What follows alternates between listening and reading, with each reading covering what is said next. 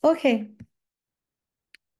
کلاس امروز ما همونطور که ام، از قبل گفتیم امروز میخوایم اگه دوستان سوالاتی دارن به سوالاتتون پاسخ بدیم و لطف کنین سوالات رو در همون حیطه کلاس هایی که تا حالا یاد گرفتیم، چیزایی که تا حالا یاد گرفتیم نگه دارین، توی به خصوص توی کابالا دو، حالا کابالا یک، کابالا دو، اگه چیزی هم هنوز جا نیفتاده از کابالا یک که جلوگیری میکنه از اینکه تو کابالا دو پیش بریم اونم بپرسیم، ولی خارج از اون بحث کلاس لطف کنین نریم. اوکی؟ فقط سوالایی رو جواب میدیم که مربوط هستش به مطالبی که تو کلاس ها یاد گرفتیم. اوکی. حالا لطف کنین دوستان سوالاتتون رو بنویسین توی، اگه کسی دوست داره میتونین تو اینجا چت بنویسین. اجازه بدید منم این چت رو یه لحظه باز بکنم برا خودم اگه پیداش کنم. آها.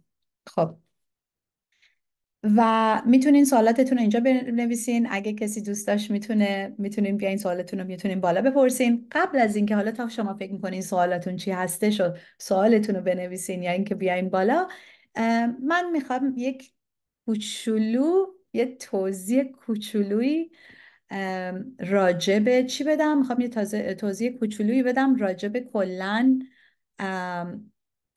اصلا کابلا سنتر چی هست، نه اینکه چی هست، برای چی ما چی میگن ویژنمون چیه، برای چی ما اصلا کابلا سنتر کار میکنه، مقصدمون چیه، هدفمون چیه، چی میخوایم به کجا برسیم، اصلا چی کار داریم میکنیم و میخوایم از این کارهایی که انجام میدیم به کجا برسیم، از کجا اومدیم. یه کوچولو میخوام توضیح بدم که کاملا واضح بشه، واضح باشه برای همه که ما الان داریم چی یاد میدیم، چرا یاد میدیم، میخوایم به کجا برسیم. اوکی؟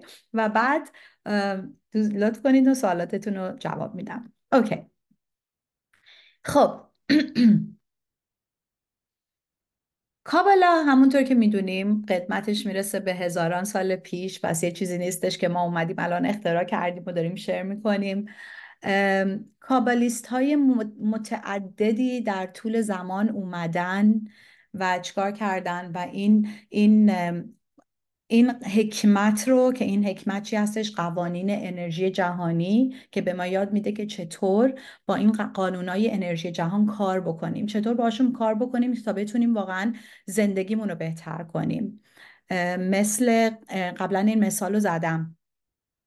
فکر کنیم که ماها اومدیم توی یه زمین فوتبال. خب در حالت معمولی یه مش آدم رو فکر کنیم بذارین وسط زمین فوتبال، یه توپم بذارن جلو پاشون و اینا بگن آقا برو.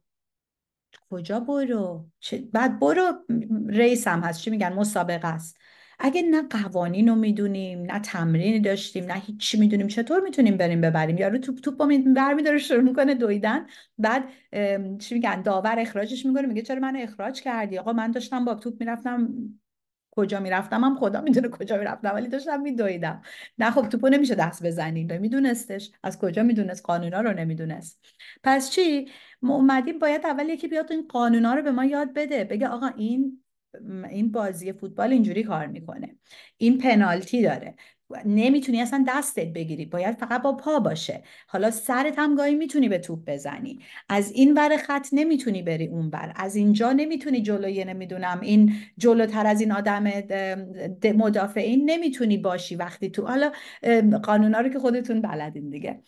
وقتی که قانونا رو ندونه اصلا آدم مگه میشه کسی بره تو اون زمین فوتبال برنده بشه؟ امکانش نیست.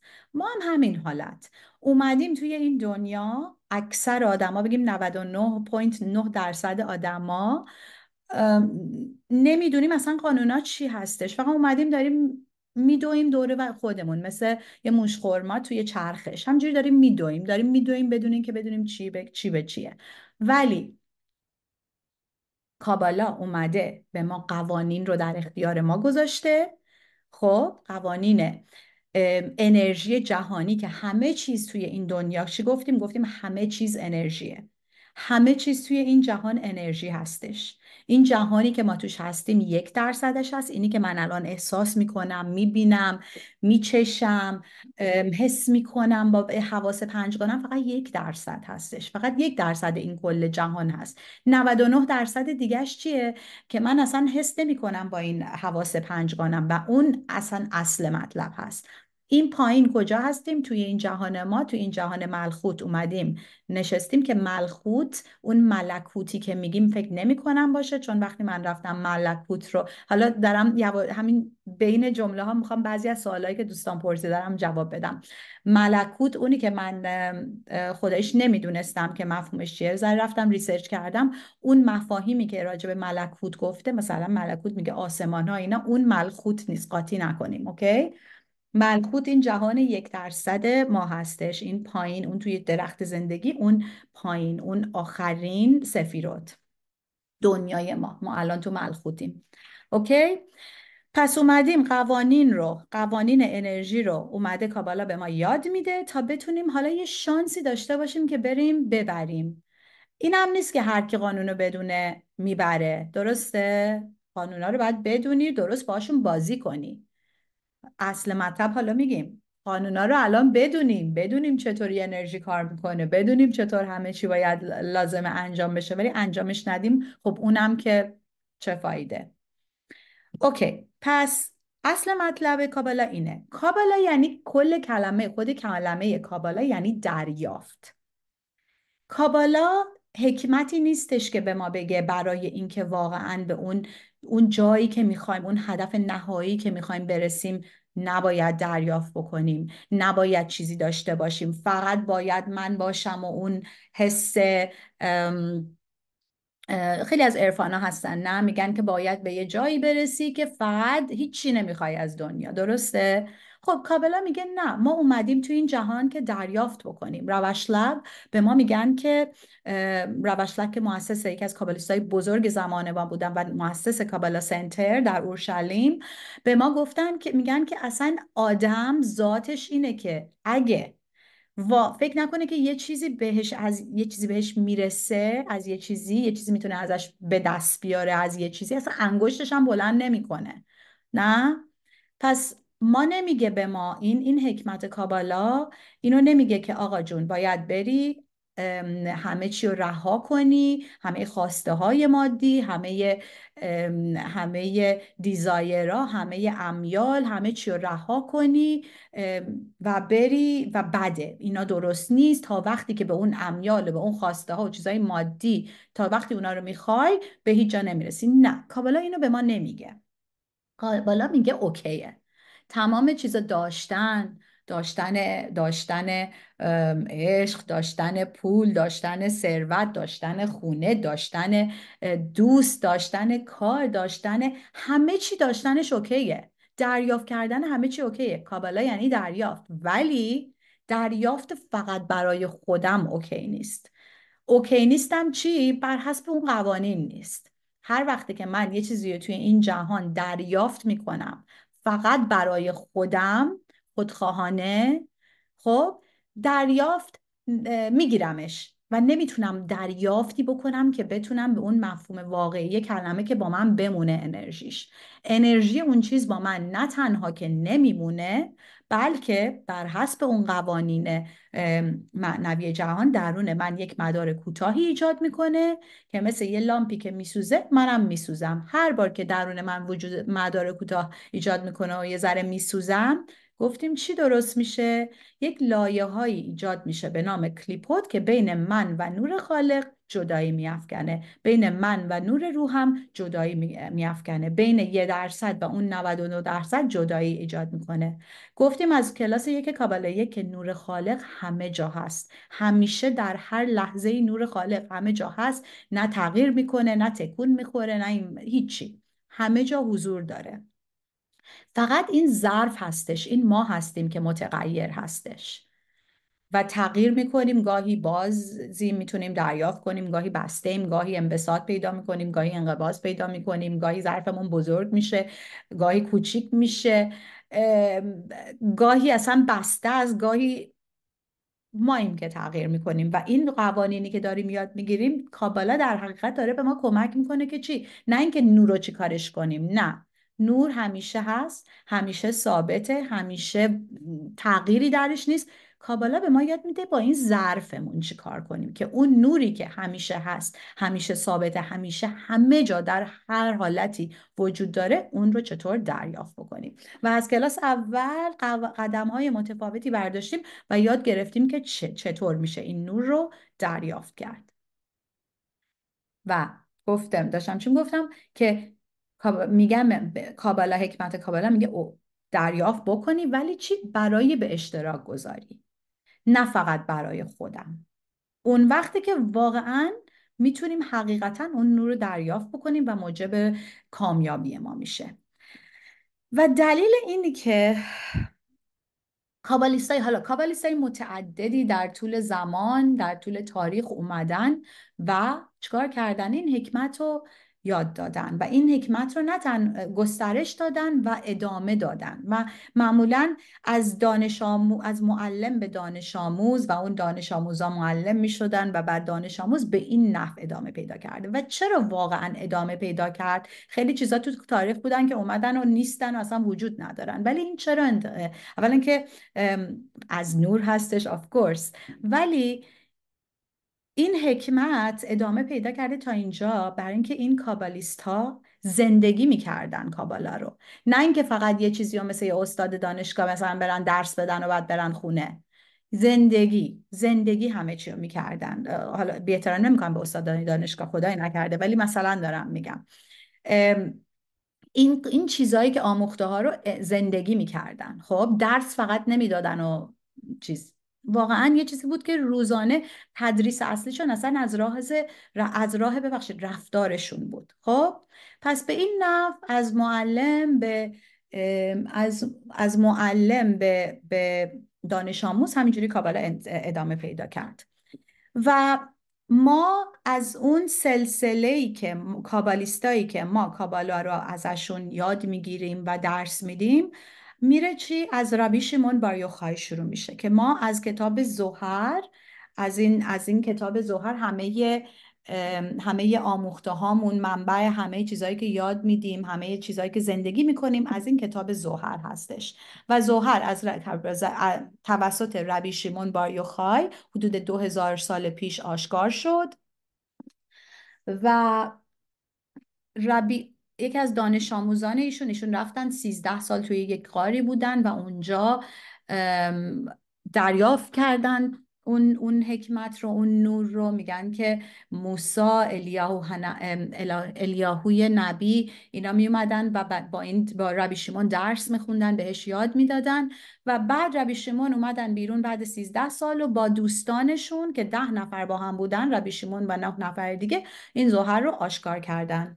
و ربی ابا که یکی از دانش آموزان ایشون بود، ظهر رو نوشتن، به حالت نوشته در آوردن. و این ظهر بعد از این پنهان شد و هر کسی بهش دسترسی نداشت تا اینکه حدود سال 1540 میلادی یک کابالیست بزرگی به نام ربی ابراهام ازولای اومدن و گفتن که زمان اون رسیده، الان در آستانه عصر آکوریوس هستیم و زمان اون رسیده که تمام انسان‌ها، چه زن، چه مرد، چه بچه، از بچه فکر کنم از یک بچه کوچیک، همه لازمه که کابالا رو یاد بگیرن. زمان اون رسیده. شاید تا قبل اون زمانش هنوز نبود، ولی رب ابراهام ازولای گفتن که زمان اون رسیده.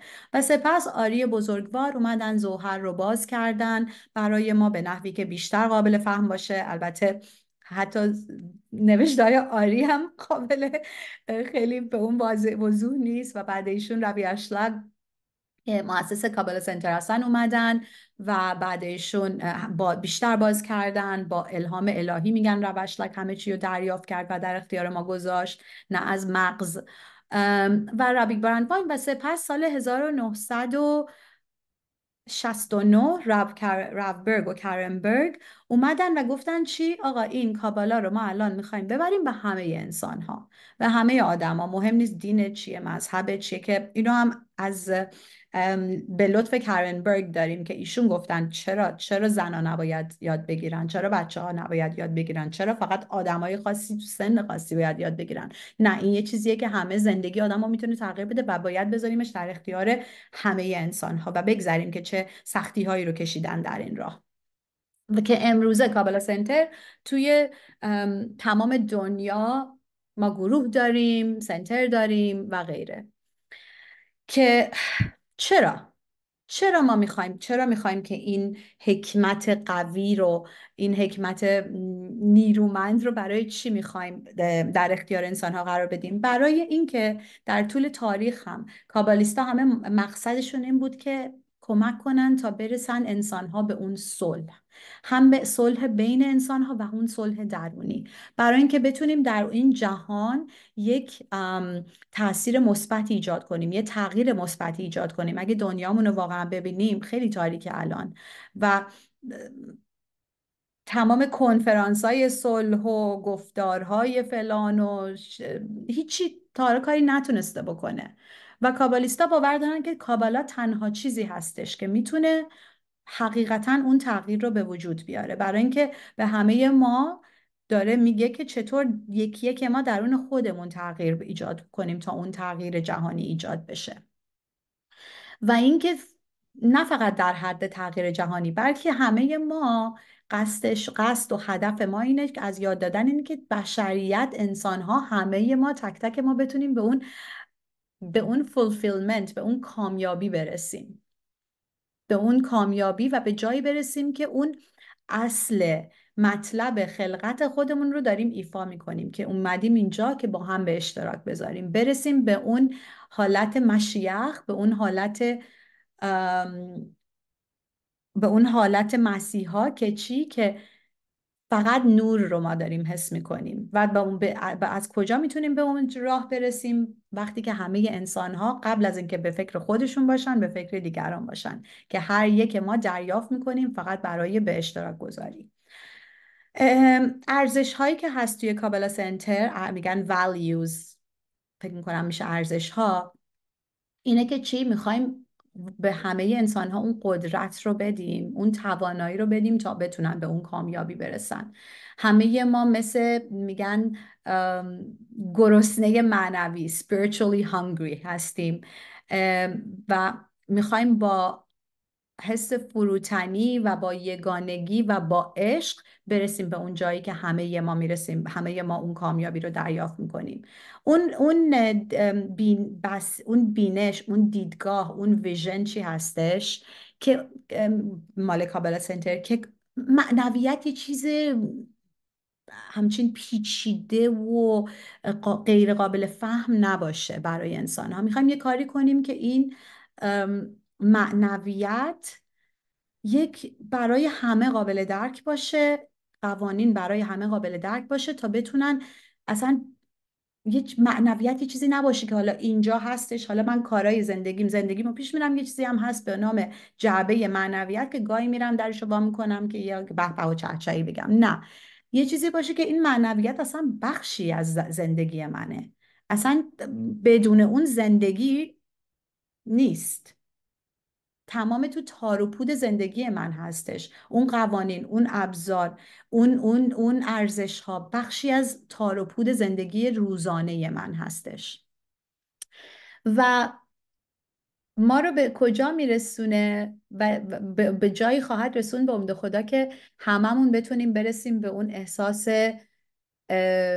کامیابی دائمی، که زندگی هی بالا و پایین نباشه، حتی با وجود چالش ها ما رو بالا و پایین نبره، که همیشه اون حالت صلح و آرامش در ما باشه، مثل نور خالق باشیم، که نور خالق که متغیر نیست و ثابته و همیشه یه حالت، وقتی به نور خالق من وقتی فکر میکنم یه حالت zen، یه حالت سکوت احساس میکنم. ما هم میخوایم به اونجا برسیم، به اون حالتی که همه چی خوبه. و چطور میدونیم به اونجا برسیم؟ فقط وقتی که این آگاهی و این یافته ها رو، این دانسته ها رو، این حکمت رو کاربردی کنیم، نه اینکه فقط به عنوان یک چیز اینتלקچوال، به عنوان یک چیز جالب، به عنوان یک چیزی که آها امروز یاد گرفتم و شاید توی مهمونی بعدی راجبش صحبت کنم و همه فکر کنن من چقدر حالیمه و جالب باشه. و بله خیلی چیزای جالبی هست، خیلی جالبه، یعنی مثلا اولش که آدم یاد میگیره میگه واو خیلی جالبه، نه ولی میخوایم جالب هست ولی ما چیز باشه، یعنی مال کار به کار بیاد، جالبه که جالبه به کار ببریم تو زندگیمون. تا وقتی اینا رو به کار نبریم هیچی نخواهد شد، هیچ تغییری نخواهیم دید. میگن که گفتم توی یکی از کلاس‌های ظهرمون گفتم که مایکل برگ گفت خیلی از این دانسته ها رو اصلا اگه میدون بهتره، نه اگه میخوایم به کار نبریم بهتره ندونیم. برای اینکه وقتی که میدونی و کاری باهاش نمی کنی میتونی تاریکی بیشتری توی زندگی فرو بیاریم. پس توجه کنین اگه نمیخواین با این دانسته کار بکنین و تو زندگیتون پیاده کنین این قوانین و ابزار رو، شاید بهتره که گوش نکنین این کلاس ها رو.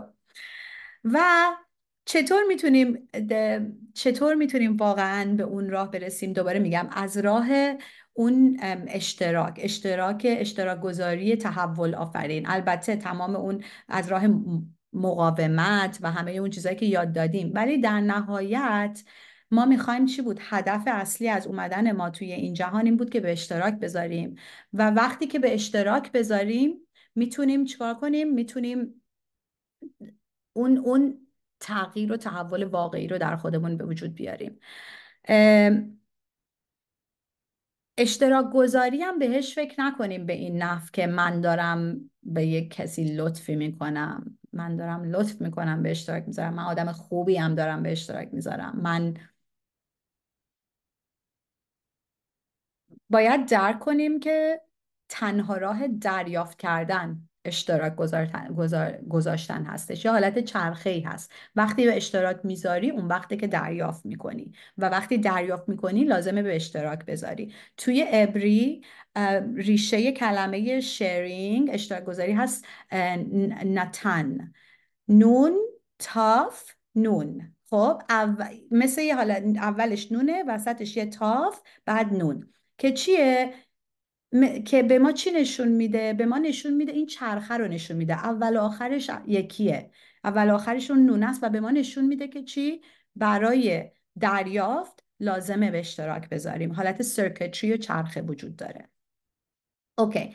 دلیل اینکه اینایی که دارم میگم و دوستان گفتم به خاطر اینکه خیلی از سوالایی که میشه من احساس میکنم با این توضیح امیدوارم که تا حدی برطرف شده باشه. و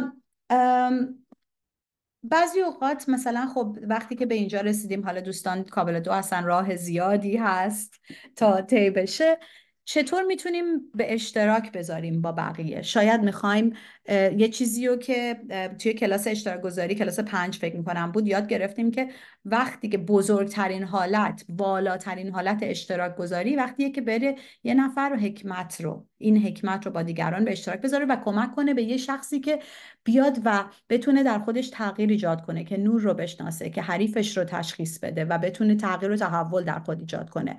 حالا ماهایی که اینجا نشستیم چطور میتونیم این کار رو انجام بدیم؟ دوستان نکته اول، میدونم که گاهی اوقات من خودم هم اینجوری بودم، اولش که شروع کردم کابل یاد گرفتم دیدم چقدر داره تو زندگی من تغییر ایجاد میکنه، چقدر خوبه، میخواستم برم به همه یاد بدم و به همه گفتم اینا واقعا مشکل دارن اگه نیان یاد بگیرم. بابا خیلی خوبه نه؟ و میرفتم پریچر مثل حالت واعظ خب من برم به بقیه یاد بدم. من خیلی میدونم دیگه، الان از همشون بیشتر میدونم، از همشون بیشتر حالی به من باید برم به این انسانها یاد بدم. نه، ببینین در این حدی که ما الان داریم یاد میگیریم، در همه حد، خود من هم، بهترین راهی که اولا ما میتونیم خب دیگران رو بهشون این انگیزه اینو بدیم که اونا هم بخوان بیان زندگی خودشون رو تغییر بدن و یه چیزی رو یاد بگیرن، نه اینکه بریم زورشون کنیم آقا بیا کلاس کابالا. خب چیه که خودمون بریم و اینا رو تو زندگی خودمون پیاده کنیم و مطمئن باشین بقیه متوجه میشن. من خیلی از دوستام شروع کردن گفتن چقدر تغییر کردی دیگه، اونجوری آتیشی نیستی، یا اینکه مثلا خانواده‌ام همه متوجه می شدن تغییرات رو، و اون وقت کنجکاو میشن که چرا. و بعد قدم بعدی چیه؟ نه اینکه خودمون بریم درس بدیم. مثلا کسایی که توی کابلا سنتر درس میدن یا منتور هستن، معمولا مثلا معلمای ما میان و میگن که اوکی، این آدم آیا واقعا داره اینو زندگی میکنه؟ آیا واقعا اصل مطلب اینه؟ من اصل مطلب این نیست آیا یه نفر حرف خوب میزنه. دیدین که من اصلا بلد نیستم حرف فارسی خیلی خوب حرف بزنم، مهم اینه که طرف آیا بلد، آیا واقعا داره رو خودش کار میکنه، آیا واقعا زندگی میکنه. اون وقت معلمای میگن اوکی، تو اجازه داری که بری درس بدی. پس بیارین، اگه واقعا میخواین اینو شیر کنین با دیگران، میتونین کلاس ها رو بهشون معرفی کنین. به امید خدا توی چند ماه آینده من دارم سعی میکنم که معلمای بیشتری رو بیاریم، حالا به حالت ترجمه زنده در اختیارتون، بتونیم بیشتر حکمت رو بذاریم. در حد اون توان و وقتمون تا اونجایی که میتونیم داریم این کارا رو پشت پرده، حالا شما نمیبینید داریم سعیمون رو میکنیم، ولی میخواین به اشتراک بذارین، اولا درون خودتون تغییر ایجاد کنین و بیارین و شیر کنین. شاید یه چیزی که جالب بود، یه چیز کوتاهی، مثلا کلاس ظهر جالب بود، مثلا جالب نه، مثلا یه چیزی واقعا براتون چی میگن، فکر میکنین تو زندگیتون تغییر ایجاد کرد، میتونین اینا رو به اشتراک بذارین. اوکی؟ ما توی اینجا، حالا تو ایران متاسفانه نمیشه، ولی مثلا ما اینجا توی سنترامون اجازه میدیم دوستان داوطلب باشن که بتونن به این طریق به اشتراک بذارن. مسئله این نیست، مهم این نیست که فقط یه نفر بره درس بده. من اولین کاری که داوطلب که کردم، باور کنین همه کاری کردم تو سنتر، مثلا صندلی گذاشتم، جارو کردم، ظرف شستم، اونا هم اشتراک گذاریه. چرا؟ برای اینکه این محیط رو میخواستم درست بکنم که بقیه هم بیان اینجایی که من صندلی گذاشتم، اینجایی که من جارو کردم، یه نفر دیگه بیاد بشینه و اونجا یاد بگیره. باور کنین شاید من اگه آگاهیم بالا باشه بیشتر بتونم دریافت بکنم در اون حالت از کسی که منتور باشه و بیاد و آگاهیش درست نباشه. مثلا دارم میگم، حالا من نه، یکی دیگه. پس درسته که یه راه دیگه ای که ما منتور میتونیم منتور داریم اینجا، و منتورا متاسفانه چون شما خارج از توی ایران هستین، نمیتونیم این مسئله رو نمیتونیم منتور داشته باشیم توی ایران. ولی اگه دوست دارید که این حکمت رو با دیگران در گسترش این حکمت شرکتی داشته باشین، میتونیم به من پیام بدین. ما داریم کار میکنیم روی فرصت های متفاوت به اشتراک گذاری داوطلب بودن، که بتونین شما هم در گسترش نور سهیم باشین تا بتونین با اشتراک گذاری برای خودتون نور بیارین. دوباره میگم، کسی لطفی در حق کسی نمیکنه وقتی اشتراک میذاره. این نیستش که بگیم ما نیاز داریم حالا بیا، نه، ما هممون، کسی به ما نیاز نداره دوستان، ماییم که نیازمندیم. من که الان دارم میام اینجا یا مثلا کلاس چیز میکنم، وقتمو میذارم، کسی این نیستش که وای من چقدر خوبم دارم، نه، منم که نیازمندم، من به نور نیاز دارم، پس میام در حد توانم به اشتراک میذارم تا دریافت بکنم نور خالق رو درون خودم تحول ایجاد کنم. اوکی، من فکر کنم حداقل یه 10 تا سوالایی که دریافت کردم و با این پاسخ دادم. حالا چت دوباره گم شد برای من، بریم و سوالای شما رو جواب بدیم. کسی سوال راجع به درس ها داره؟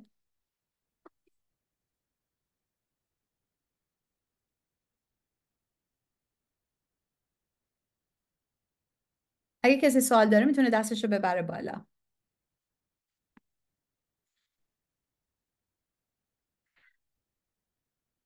شهاب بفرمایید.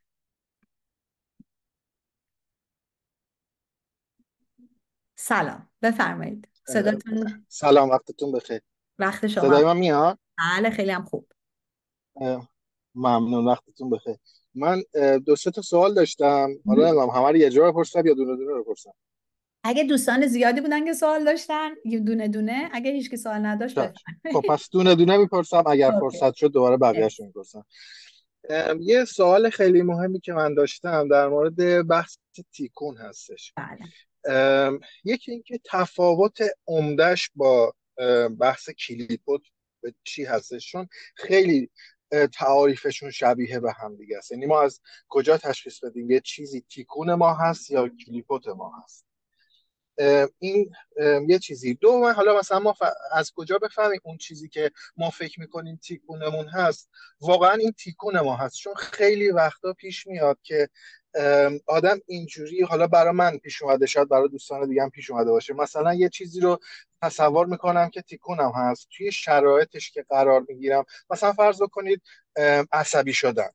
خب مثلا من فرض میکنم، مثلا من تصور میکنم که عصبی شدن تیکون من هست، شروع میکنم روش کار کردن، من نباید عصبی بشم، من باید با همه مثلا خوب رفتار بکنم. بعد یه جایی که میبینم داره مثلا حقم خورده میشه، این صدا هی میاد تو ذهنم که آقا اصلا از کی به تو گفته عصبانی شدن تیکون توئه که حالا انقدر داری روش تمرکز میکنی؟ ببین الان اینجا انقدر که تمرکز کردی روی مسئله باعث شد که مثلا حق تو بخوره. حالا اینو مثال دارم میگم. از کجا مطمئن بشیم اون چیزی که، یعنی از کجا متوجه بشیم اون چیزی که ما فکر میکنیم تیکون ما هست واقعا آیا تیکون ما هست یا ما اشتباه داریم تصور میکنیم؟ اوکی. خب دست شما درد نکنه. خواهش میکنم. همه رو پرسیدین یا فقط این اولی بود؟ این اولیش بود. اوکی. خب حالا اجازه بدین چون من یادم میره. اوکی. خب حالا من از شما یه سوال بکنم. شما خودتون میتونید یه تعریف بگین از به من که من متوجه بشم چطور درک کردین؟ شما تیکون رو چی درک کردین؟ یه تعریف یه جمله‌ای برای هر کدوم به من بگین.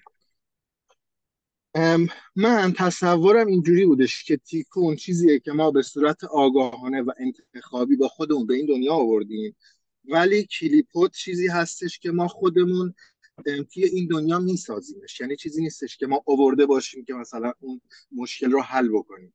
ولی دوباره که کلاس ها رو داشتم دوباره گوش میدادم، شما گفتید که کلیپوت حتی ممکنه از زندگی های قبلی با ما اومده باشه. برای همین این تعریف، همین این باعث شدش که خیلی برام سوال بشه که خب ما اگه از زندگی قبلی اون هم کلیپوت آوردیم هم تیکون آوردیم، خب از کجا بفهمیم کدومش تیکونه کدومش کلیپوته؟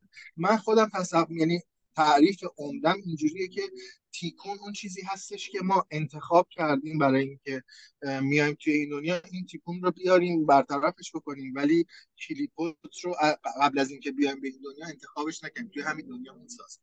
اوکی.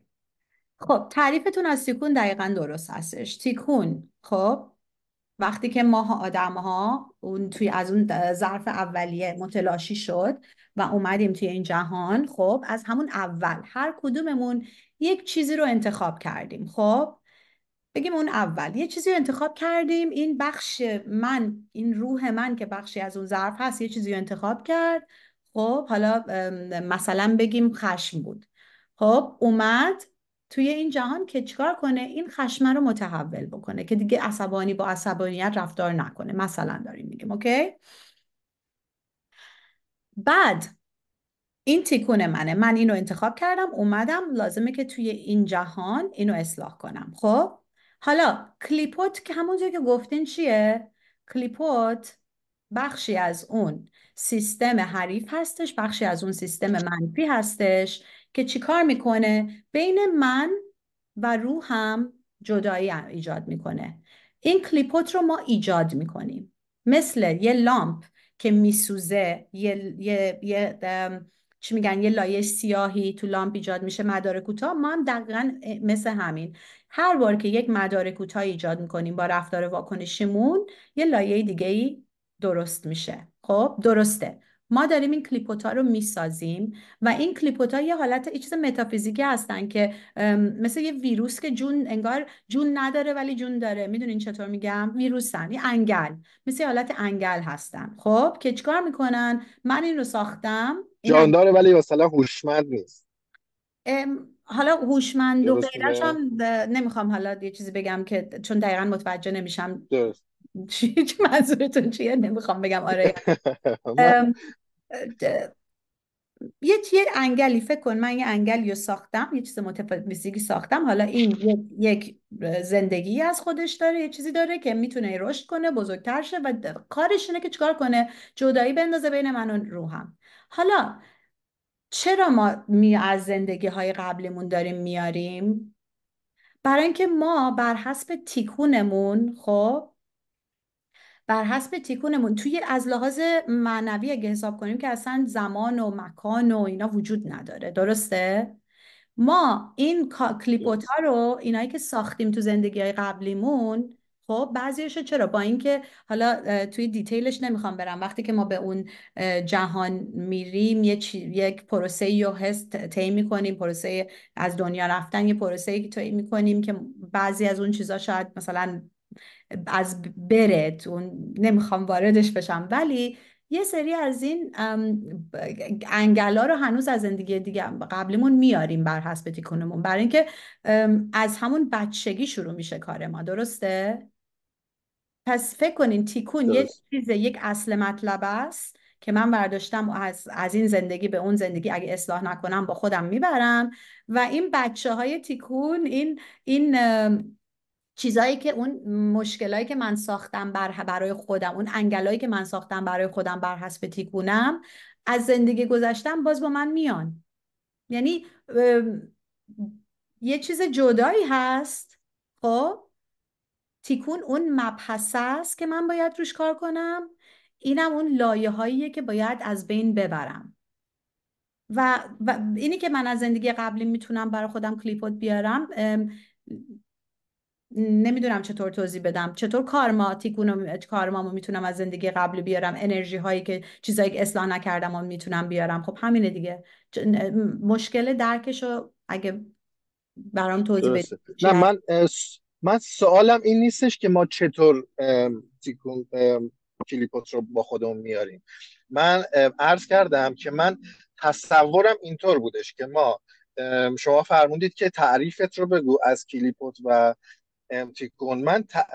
یعنی تصورم اینجور بود که ما تفاوت تیکون و کلیپوت به این صورت هستش که ما تیکون رو خودمون انتخاب کردیم قبل از اینکه بیایم توی این دنیا، که آقا من مثلا این تیکون و این تیکون و این تیکون رو میخوام ببرم توی دقیقا. این زندگی، اینها رو مثلا بهش رسیدگی بکنم. دقیقا. اما کلیپوت چیزی نیستش که من قبل از به این دنیا آگاهانه انتخابش کرده باشم. کلیپوت نتیجه اون کلیپوتو رفتارهای ساختم. واکنشی من دقیقا. هستش که باعث شده که آره. دقیقا من کلیپوته رو بر حسب تیکونم کلیپوتای خاصی رو ساختم. دقیقا. حالا آره. من سوال اصلی که پرسیدم توی این قسمت این بودش که ما از کجا مطمئن باشیم که اون چیزی که ما فکر کنیم تیکونه واقعا تیکون ما هست. همین. این خیلی سوال خوبیه و هیچ جواب رو راست خیلی چیزی نداره بگم. وقتی که اینجوری شد میفهمین که اینه. خب مسئله اینه که یکی از راههایی که میتونیم تشخیص بدیم که یه چیزی تیکون ما هستش اینه که این مسئله هی تکراریه تو زندگی من، مدام داره پیش میاد. خب به صورتهای مختلف، به اشکال مختلف این مسئله مدام تکرار میشه تو زندگی من. این یکی از چیزایی هستش که داره میگه آها ببین این چیز تکراریه، تیکونه توه. ولی ممکنم به این آسونی هم نیست. اوکی، یه چیزی داره تکرار میشه مدام. مثلا بگیم مثلا خشم، خب مثلا بگیم یه نفر خشمگین هستش و مدام داره این خشمه تکرار میشه تو زندگی. اگه وقتی که ما خب کار معنویمون رو انجام بدیم و اون لایه ها رو بزداییم و نزدیک بشیم به روحمون، خب میبینیم که واقعا اصل مطلب اون کار چی هستش. شاید این شخص چرا خشمه، برای یه نفر شاید اصلا خود خشم باشه، ولی برای یه نفر شاید خشم نیست، خشم چی میگن اون امراض جانبی تیکونش هستش. شاید برای یه نفر اصل مطلب کم صبریه و کم صبری این به حالت خشم آشکار میشه. که از کجا اینو بدونه؟ من که گیجترتون کردم حالا میگه ای بابا پس اون ظاهری هم نیست. تنها راهی که واقعا میتونیم اون تیکونمون رو تشخیص بدیم اینه که مدام رو خودمون کار کنیم، کار معنوی انجام بدیم، مدام واکنشی رفتار نکنیم، آگاهانه رفتار کنیم. این مشخصه که چی، تقریبا مشخصه که چطور رفتار آگاهانه چیه، رفتار واکنشی چیه. وقتی که مکس بکنیم اجازه میدیم که جواب بیاد و بدونیم که رفتار آگاهانه چطور هستش. وقتی یه چیزی منو به حالت ریاکتیو میندازه، اگه تو اون حالت من مکس بکنم، خب اون وقت میتونم تشخیص بدم آگاهانم چی هستش بعدش. هر چقدر بیشتر آگاهانه رفتار کنم، خب انرژی بیشتری دریافت میکنم، کلیپوتای بیشتری از بین میبرم و اون وقت اون بین من، روح من و بین نور و من به اون جسم من دارم میگم 1% من و روح من فاصله کمتری هست و میتونم جوابا رو از روحم دریافت بکنم. هیچکس نمیتونه به شما بیاد بگه این. تنها چیزی که هستش اینه که آقا تکراریه، یه چیزی تکراریه، یه چیز تکراری در زندگی تو هستش و تنها راهی که میتونی بهش برسی و درکش کنی که چی هستن این تیکونا اینه که باید کار معنوی تو انجام بدی. جواب از درون خودت دستش و میفهم، مطمئن باشین، بهتون میگم 100% از لحاظ شخصی دارم میگم و تمام کسایی که باهاشون کار کردم، 100% وقتی شروع میکنین رو خودتون کار کنین 100% میبینین خودتون میاین میگین آقا سارا یادت سال پیش گفتم اینجوری، حالا میفهمم که چیه باید روش کار کنم. 100%. و یکی از دلایلی که کار کردن با منتور خوب هستش و واقعا مفید هستش اینه که وقت با این گفتگوها رو خب میتونین با منتورتون داشته باشین. الان من از دوستایی که قبلا با ما کابلا 1 2 3 اینا رو طی کردن، حالا اگه کسیشون اینجا هستش بذارین ببینم، آره یکیشون اینجا هست، شاید اگه دوست داشت میتونه بیاد بهتون بگه که سال پیش 2 سال پیش با حالا چه تفاوتی داره از لحاظ تشخیص تیکون. آرمیتا جون دوست داری یه چیزی بگی؟ نه، من خود که بفهم. قطعا خشم بیشتره، ولی من خودم هم که تازه مثلا بس جه میشم این رو خیلی هم هاشون قطع و وصل میشه، شرمنده. ارت- آره. خب شما درد نکنه. خواهش میکنم. حالا اگر که فرصت شد من دوباره مزاحمتون میشم. اوکی بذاریم ببینم، آسمان دستش بالا بود. دوست عزیز آسمان جان شما سوال داشتین و دستتون رو بردین پایین، میخواین سوالتون رو بپرسین؟ سلام سارا جون، مرسی از همه آموزشات. در جواب دوستمون من میخواستم بپرسم که تو سوالا فرموده بودید یه چرخه‌ای که تکرار میشه شناخت تیکونه، که جوابو دادید و منم دستم آوردم پایین که وقت قربونتون. مرسی. خب کسی دیگه سوال نداره؟ شهاب جان میتونن سوالشون رو بپرسن؟ من یه سوال ببینم چی دوستمون دارن میگن. یکی از دوستان میگن قبلا دانش کابالا مخفی بود، چه اتفاقی افتاد که متودیست؟ من نمیدونم متودیست چیه. متودیست تا اونجا که من میدونم یه شاخه ای از مسیحیته. آیا این چیزی که ما داریم میگیم کابالای واقعیه؟ شما چی فکر میکنید؟ بله، از ربی شیمون بر یوخای زوهر، بله واقعی. خب شهاب جان سوال دیگه بفرم بفرم. فقط یه مسئله در مورد همین تیکون، اما شاید دوستان دیگه هم دارن صدای منو میشنون. من خودم به این سوالی فکر کردم، مدت زیاده که دارم چی؟ فکر کنم. خودم فکر میکنم صدای من خوب میاد الان؟ بله صداتون خوب میاد. من یه لحظه یه چیزی که گفتین رو نشنیدم. حالا نمیاد اصلا، صداتون رفت. خودم رو هم بگم. نه شهاب جان صداتون رو اصلا نشیدم که گفتین. داره صداتون قطع و وصل میشه. میخواین اجازه بدیم آسمان سوالشو بپرسه، شما یه صداتون رو چک کنین. باشه. مرسی. بفرمایید آسمان جان. قربونتون. سارا جون من توی چت پرسیدم ولی فکر کنم اومده رفته بالا و ندیدین. تو یکی از ظهرخونی ها شما فرمودید که زمانی که ربی شیمون از دنیا میرن دور خونهشون یه آتیش خیلی بزرگی بوده، که حالا یه سری صحبت ها شد و اینا، میخوام اونا رو دیگه نگم. سوال من اینه، وقتی که ربی شیمون زحمت کشیدن و کتاب ظهر رو بهشون الهام شده و نوشتن، چی جوریه که بعد از فوتشون یه همچین داستانی توی ظهر اومده؟ آیا شاگرداشون این داستان رو دارن نقل میکنن یا مثلا الهاماتیه که بهشون اومده که وقتی که من فوت بشم مثلا این اتفاق میفته؟ مرسی. ربی کتاب زهر رو همونطور که فکرم اول این جلسه گفتم، ربی آبا که یکی از دانش آموزان ربی شیمون بودن، بعد از اینکه ربی شیمون از دنیا رفتن زهر رو ایشون جمع کردن و به این صورت نوشتاری نوشتن. جواب اوکی بود؟ اوکی. قبلش میرفتن، بعد از اینکه ربی شیمون از غار اومدن بیرون، میگم که با دوستانشون میشستن توی یک جایی بهش میگیم ایدرا. توی ایدرا توی یه غاری بود، یا اونم حالت غار توی اسرائیل هستش. من رفتم، کاش که عکسش بود براتون نشون میدادم. حالا توی این ایدرا هر کدوم یه جایی میشستن تو اون قاره و با هم صحبت میکردن. مثلا با هم صحبت میکردن رو با اون بحثا و گفتگوها و ایناشون این بیشتر و بیشتر این ظاهر آشکار میشد و بیشتر و بیشتر این خیلی از نقلایی که میبینین، مثلا میگه که ربی شیمون اینو پرسید، ربی الازار اینو پرسید، ربی شیمون اینجوری جواب داد و غیره. دوستان اونجا بودش که با هم ظهر رو به این نحوی که هست ربی شیمون اومدن این رو تمام دانلود کردن توی غار برای 13 سال و بعد اومدن و با کمک دوستان این آشکار شد و بعدش ربی آبا نوشتنش ظهر رو. اوکی. سوال نبود. من یادم یکی از دوستان یه سوال یکیشون رو جواب دادم، یکی دیگه از دوستان یه سوالی فرستاده بودن من، ولی تلفنم گذاشتم اونجا تو برای تلگرام.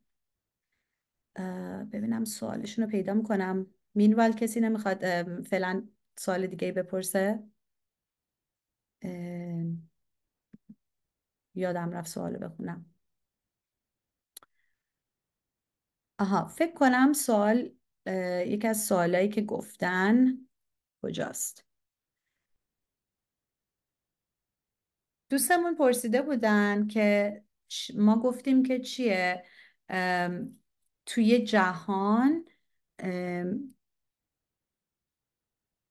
میگن که ما باید بپذیریم که همه چیز دست خالقه و خالقی که تعیین کننده همه چیزه و ما نهایت اختیارمون در نوع عکس العملیه که واکنش باشیم یا مکث کنیم.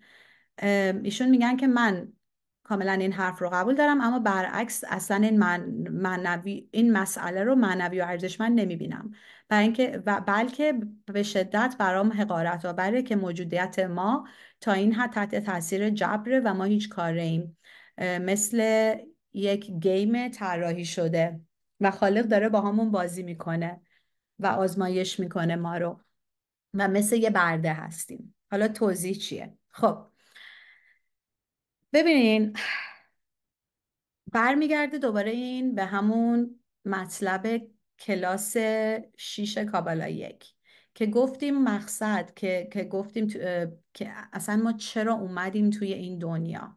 درسته؟ در حالت اولیه ما وقتی که چی بود؟ که یه ظرفی بود و یک خالقی بود و این نور داشت همینجوری میداد به این ظرف و ظرف چی گفت؟ گفتش که بعد یه مدت گفتش که آها منم میخوام مثل خالق باشم و منم میخوام اون انرژی خودم رو خودم کسب بکنم و به این دلیل بود که چی شد؟ ظرف متلاشی شد، اومدیم به این دنیا. پس این خود ما بودیم که اومدیم توی این جهان برای اینکه میخواستیم چی کنیم؟ میخواستیم اون انرژی رو خودمون کسب کنیم و اون احساس خداگونه بودن رو خودمون داشته به دست بیاریم. خب حالا خالق اومده جهان رو به این صورتی که هست آفریده. اگه فکر کنیم هیچ جبری نیست، اگه به نظر من هیچ جبری نیست، برای اینکه من خودم تصمیم گرفتم که بیام تو این بازی، خودم تصمیم گرفتم که بیام توی اینجا شرکت کنم. خب و اگه دقت کنیم درسته که سرنوشت هایی هست، خب ولی نه، هیچ جبری نیست. جبر رو من خودم بر خودم میذارم. اگه واکنشی انجام بدم، رفتار کنم، خب قوانین اومده، دنیا به این حالتی درست شده که به من اجازه اینو بده که من بشم مثل خالق، من خداگونه بشم. درسته؟ من بتونم انرژی خودم رو کسب کنم. به هر حال هر چیزی یه بازی داره، طرحش اینجوریه. طرحش اینجوریه که باید بیا اینجوری رفتار کنی، مکس کنی نکنی، واکنشی باشی نباشی، آگاهانه رفتار کنی تا بتونی بری چی خودت به اون مرحله آخر برسی که خداوار باشی، خداگونه باشی، خالق باشی، علت باشی. درسته؟ و ما تو این دنیا بی نهایت جهانهای موازی هست برای ما، خب که هر کدومش متفاوته. خالق منو زور نکرده که بشینم توی این چی میگن، توی این یکی مووی، تو این فیلمه. هیچ زوری نیست.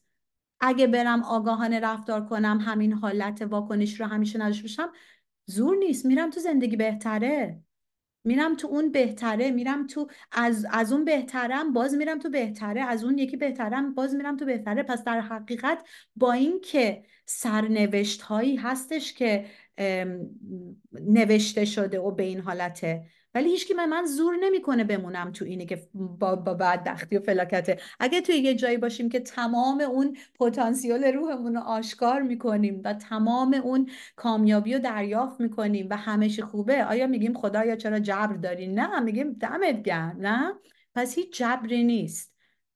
ما اختیار آزاد، انتخاب آزاد داریم که بریم به جاهای، به اون زندگی های متفاوت. ولی جبر رو خودمون داریم بر خودمون اعمال میکنیم. با چی؟ با اونی که همش داریم اون رفتار واکنشی خودمون موندیم و تغییری درون خودمون ایجاد نمیکنیم. من ببینم سوال بعدیشون که اگه برا همه اوکی باشه.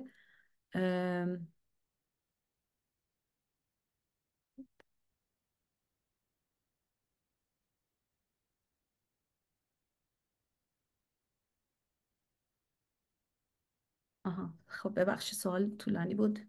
کسی سوال دیگه ای نداره اینجا؟ دوستانی که توی کلاس هستن؟ خب آرمیتا جون توی چت دارن میگن خب اولین باری که اومدیم تیکون نداشتیم. چرا دیگه؟ گفتم ظرفه اومد برای اینکه بتونه همون اولش هم اومدیم با یک چیزی که اصلاحش بکنیم. خب آرمیتا میخوای بپرسی؟ بفهم.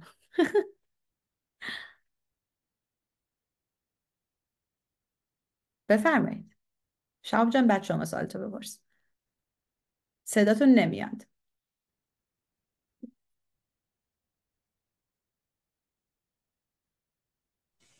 الان صدامو داری؟ آره الان دارم. سلام، وقتتون بخیر. خیلی ممنونم از کلاسای خوبتون. من این قسمت رو متوجه نمیشم. ما اونجا خب توی اون در واقع نقطه شروع همه چی خوب بود، عالی بود. ما خواستیم که مثل خالق باشیم، خودمون هم نور به اشتراک بذاریم و فقط دریافت کننده نباشیم. یعنی گفتیم این نون خجالتیه، میخوایم بریم خودمون هم این کارو بکنیم. خب اونجا ما خالق گونه اومدیم تصمیم گرفتیم که بیایم. اون تیکونه اولیه کجا اومده برای ما؟ مثلا من اونجا که از خالق داشتم همه چی رو دریافت میکردم، آیا خشم داشتم مثلا که اومدم به این دنیا باید اون خشم رو اصلاح کنم برم؟ وقتی که مثلا پیش خالق بودم اون اتصال برقرار بود، فکر میکنم یعنی خودم فهم خودم بهم میگم اونجا حسادتی نبود، خشمی نبود، این چیزا نبود. من اومدم اینجا که اون نور رو به اشتراک بذارم، به بقیه هم بدم. آیا زندگی توی اینجا باعث شد که اونها رو فراموش بکنم، اون اتصال از بین بره؟ اینو دوست داشتم که اگه ممکن هست توضیح بدید. مرسی. خواهش میکنم. خب یک ذره توضیح این پیچیده هستش. خب و من نمیخوام الان برم تو پیچیدگی مطلب و کامل، یه ذره کوچولو توضیح میدم. امیدوارم که در آینده تو کلاس های آینده بتونیم مثلا یه ذره سطح بالاتر رفت و چیزای مختلف رو میدونستیم بهتر توضیح بدم. ولی فکر کنین میگن که اون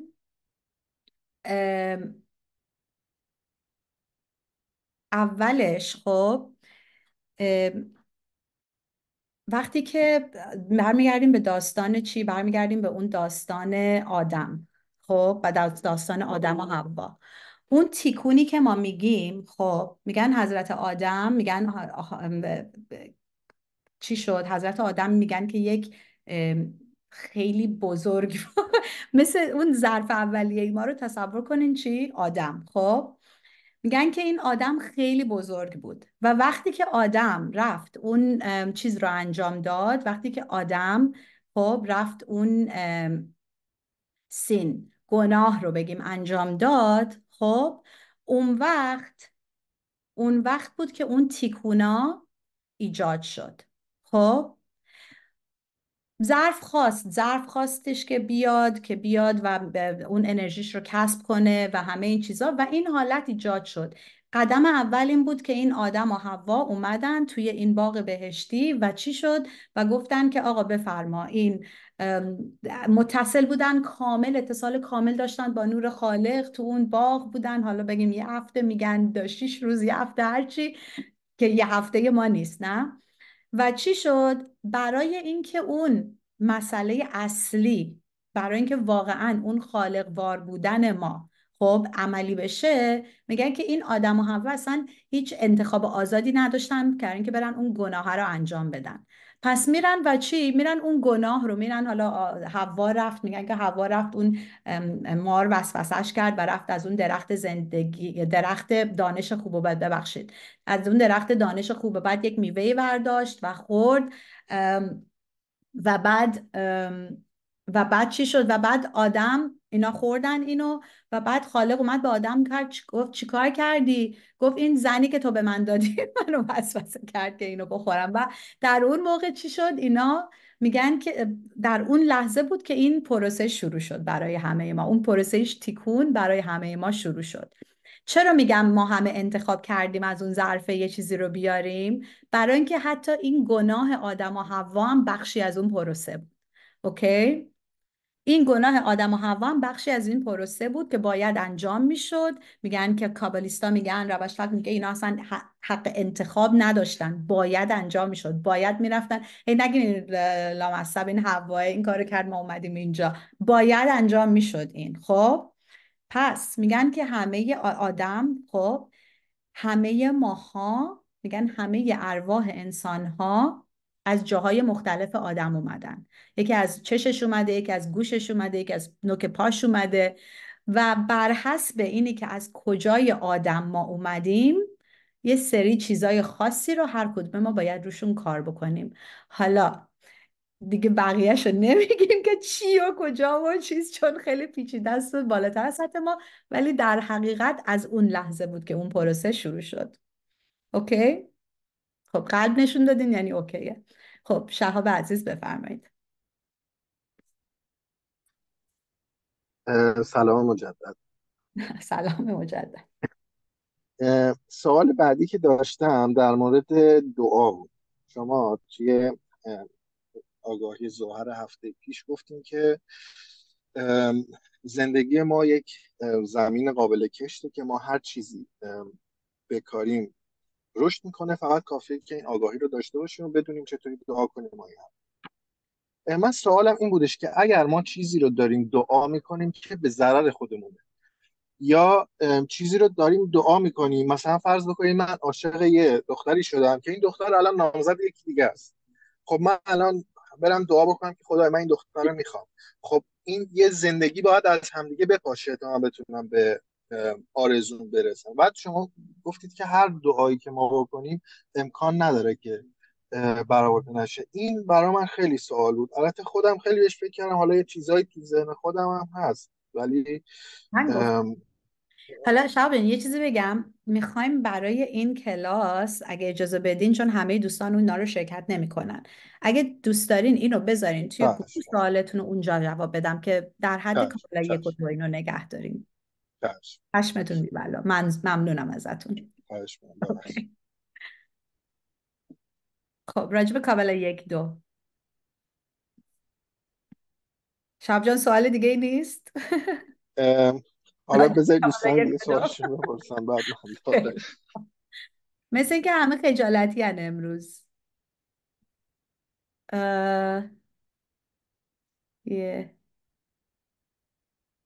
ما دوره دیگه غیر از کابالا داریم. راستش ما کابالا درس میدیم.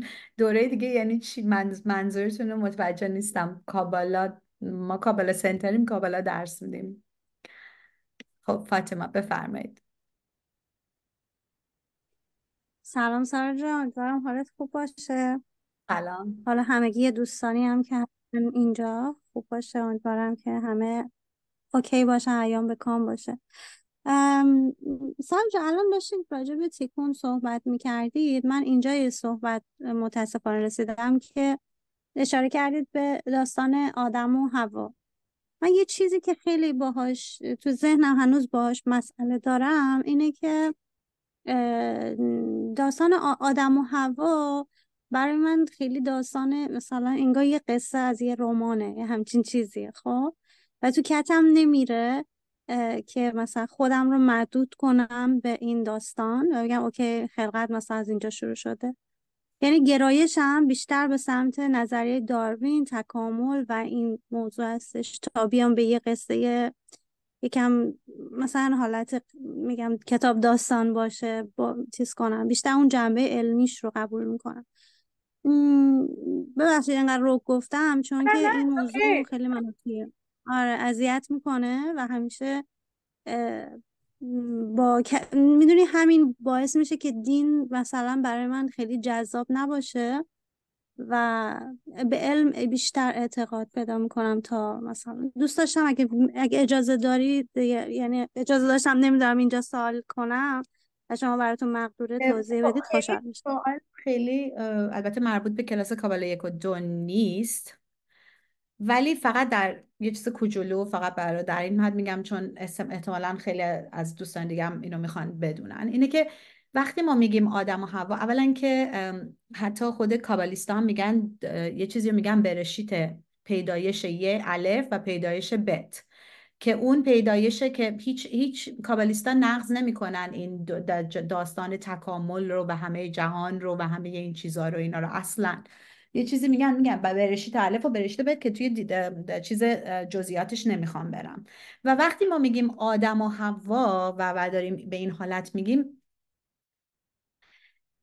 ببینید خیلی یعنی چطور میگم، اینا هم همه کد هستش برای چیزهای مختلف، ولی کابالیستا میگن که وجود انسان وجود انسان بود که همه این چیزهای مختلفی که وجود داشت، پرنده ها، چرنده ها، حالا میگیم دایناسورا، این و اون، همه اون چیزا وجود داشت. ولی وقتی که انسان اومد تو کار، انسان به حالت ما اومد تو کار، اون وقت بود که اون چیز اصلی تیکون، اون چیز اصلی جهان، خب اون که به سمت اون هدف اصلی خودش بره، اون وقت بود که آشکار شد و شروع شد.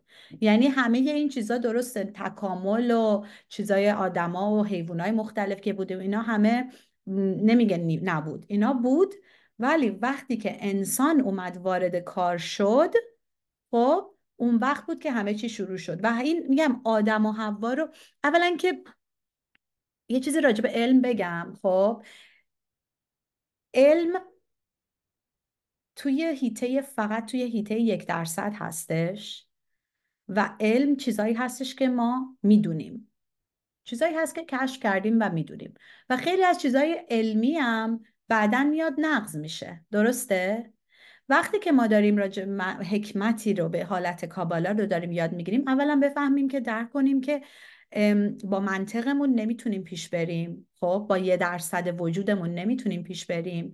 لازمه که با چشممون رو باز کنیم به اون 99% هم متصل بشیم، برای اینکه خیلی از چیزهایی که ما داریم صحبت میکنیم از اون 99% هستش، خارج از این محدوده فیزیکی و مادی و قابل درک و منطقی ما هستش. اگه واقعا میخوایم به پیش بریم لازم متصل بشیم به اون. نمیگم علم اشتباه، علم اتفاقا داره توی خیلی از جاهای مختلف داره میرسه به حکمتی که ما داریم راجبش صحبت میکنیم. مثلا کابالیستا راجب جاودانگی صحبت میکنن، خب و تازه علم داره میرسه بهش که چی؟ آها، داریم پیش میریم، داریم چی میشه، داریم به یه جایی میریم که داریم چیزای مختلف علمی، کشفیات مختلف علمی به ما کمک میکنه که آره میتونیم چی میگن، سلول ها میشه جوون بشه، استم سل، همه این چیزا. توی زوهر اگه نگاه بکنیم، خب تو زوهر که 2000 سال پیش نوشته شده، اگه اون موقع در حد علم اونجا محدود میشدیم، زوهر داره میگه که چی؟ زوهر داره میگه خورشید سبزه. خورشید سبزه، ولی اگه الان بدونیم چه خورشید هلیوم بیشتر، نه، و هلیوم سبز میدرخشه. حالا شاید من اشتباه کرده باشم عنصراشو. یا داره میگه راجع به الکتریسیته صحبت میکنه تو زحل. الکتریسیته ادیسون اینا بودن، نه؟ اگه در حد علم اون زمان محدود بود، اصلا راجبه توی کابالیستا، خب کابالیستا تو اون قبلا پرواز میتونستن بکنن. پرواز یعنی میتونستن اصلا چی میگن، خودشون از یه جا منتقل بدن به یه جای دیگه. علم ما هنوز به اونجا هم نرسیده. حالا فیس تایم میکنیم با هم، من از اینجا با شما مثلا تو ایران صحبت بکنم، اونم یه حالت انتقال داره، رایت؟ ولی علم، خب وقتی یک حکمت عظیمی مثل کابالا رو داریم یاد میگیریم، خیلی خوبه که یه ذره فکرمون رو باز بکنیم و نذاریم که اون منطق ما رو نگه داره. نمیگم سوال نکنیم، همیشه سوال بکنیم. بهترین کاری که داریم میکنیم سوال میکنیم. سوال وقتی میکنیم چیکار میکنه؟ سوال اون ظرف ما رو باز میکنه. هیچ سوالی سوال اشتباهی نیست. سوال به ما کمک میکنه ظرف من الان باز بشه. همینی که الان شما اومدین و این سوال رو پرسیدین که این برای من اصلا مفهوم نداره، منو از دین زده میکنه، برای اینکه آره مسخره یه دوتا آدم بودن رفتن یه سیب خوردن یا هرچی خوردن، یهو لخ شدن، یهو فلان شد، رفتن چیکار. آره شاید مسخره بیاد به نظر ما، خب ولی این داریم یه چیز راجع به انرژی های متافیزیکی صحبت میکنیم که اگه با اون منطقی که الان دارم و دانسته هایی که الان دارم بخوام بهشون اتصال پیدا بکنم، ظرفم و اینجوری بسته نگه دارم، نمیتونم واقعا اون حکمتی که میتونم ازش دریافت کنم رو دریافت بکنم. پس منم عین خود شما بودم و همه خانواده من توی علمهای مختلف، خیلی خانواده علمی دارم، خودم هم بک‌گراندم چیز علوم بود. خب و اولش منم همینجوری بودم، گفتم نه این اصلا میک سنس نمیکنه. اگه میک سنس میکرد با اون چیز علمی که خودم میدونستم، اون وقت قبولش میکردم، وگرنه نه. بعد یک آقای بود که اومدن و تو کابل سنتر همین تورنتو و من گفتن ببین تو بهترین یه توصیه بهت میکنم، با همینی که من به شما میگم، با منطقت پیش نرو. درسته که همیشه ما رو میخوایم، حریف ما رو نگه میداره تو اون هیته منطق، تو اون هیته دانسته، تو اون هیته چیز. برای خیلی از آدما اونجوری نگهمون میداره پایین. باز کنیم ذهنمون رو. نمیگم هر چیزی رو همونجوری که هست قبول کنیم ابدا، ولی باز کنیم و اینو باور داشته باشیم که شاید دانسته های من و دانسته هایی که الان موجود هست محدوده. شاید یه چیزی بالاتر از این هست، بخوام انرژی اون چیز رو دریافت بکنم. سوال بکنیم، امتحان بکنیم و اجازه بدیم که که جواب برای ما بیاد و بتونیم از اون رشد بکنیم. با چقدر حرف زدم، ببخشید دهنم کف کرد. ببخشید اگه درست جوابتون رو ندادم. حالا ایشالله شاید بعدها یه ذره جواب اومد یا نه. نه ممنونم، خیلی خوب جواب دادی. ولی اگه یه ذره اون باز کنی، اون کد دارم بگی، شما بیشتر میافته. آره باشه، دست در نکنه. خیلی ممنونم، مرسی. اوکی خب ماریا جون، توی گروه اگه هستید دوستمون شهاب سوالشون رو میپرسن، اونجا جواب میدم، چون میخوایم اینو در حد کابل 1 و 2 نگه داریم. آیا منظورم از علوم، آها منظورتون غیر از کابل 1 2 3؟ بله حتما. همونطور که گفتم میخوایم به امید خدا کلاس های، من دارم میگم سعی میکنم معلمایی که مثلا معلمای مختلفی که تو سنتر داریم، بعضیشون در زمینه‌های به خصوصی تخصص دارن. مثلا بگم یکیشون راجع به ملائکه مثلا خیلی تخصص داره، یکی راجع به بیزنس و پول، یکی راجع به مثلا مدیتیشن، یکی ممکنه راجع به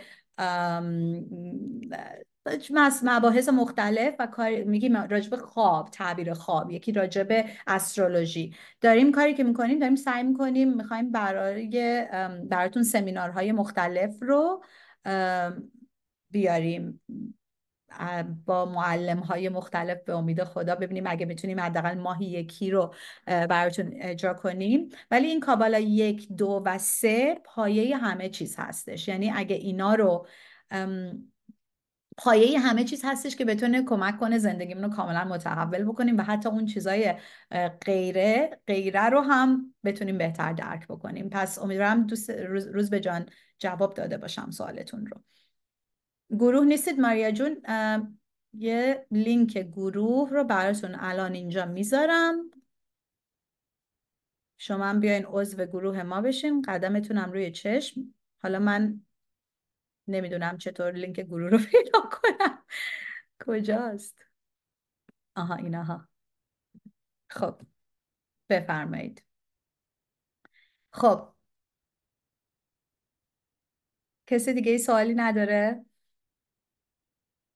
دوست عزیزمون که 2-3 تا سوال توی برام فرستاده بودین بعداً توی نگاه میکنم تو گروه میفرستم، چون من خیلی تند نمیخونم.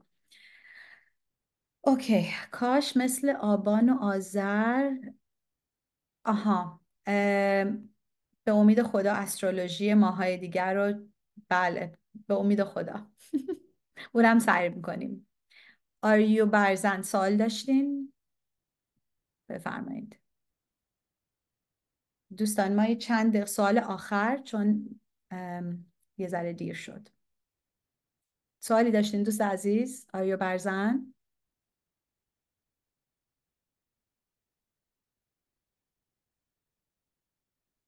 نه. اوکی. شب هنوز دست شما بالاست؟ سوال آخر، اگه سوال آخر. نه سوالی ندارم، نمیدونم چرا دستم بالا بود، سوالی حالا اوکی. اگرم باشه دیگه اینجا وقتتون نمیگیرم. alright. اوکی great. ممنون. خب سلامت باشید. مدیتیشن انجام نمیدیم؟ منظورتون چیه؟ امروز مدیتیشن؟ یعنی تو کلاسا؟ مهران سوالتون رو متوجه نمیشم. حالا اگه امروز نه مدیتیشنی نیست، امروز فقط میخوام کلاس رو به پایان برسونم. آرمیتا جون سوالتون رو بنویسین تو گروه، جواب میدم. اوکی، چون یه ذره دیر شد. میخوام یه چیز دیگه اضافه کنم الان به تو تمام کلاس ها. هر کلاس داریم یه چیزی یاد میگیریم دیگه، یه قانون و یک ابزاری رو میگیم. حالا تو کابل 2 داریم میگیم قانون ابزار کار، درسته؟ پس حالا میخوایم چیکار کنیم؟ قانونمون چی بود کلاس 7 کابل 1؟ گفتیم که هیچ چیزی رو همینجوری قبول نکنین. ابزارمون این بود که سوال کنید و امتحان کنید. و حالا کارمون چیه؟ کاری که میخوایم بکنیم اینه که چیزایی بریم و به اشتراک بذارین. اگه این چیزی بوده که توی زندگیتون براتون مفید بوده، بریم به دوستای اولا در خودتون رو خودتون کار کنین تا بقیه واقعا اون مفید بودن رو ببینن.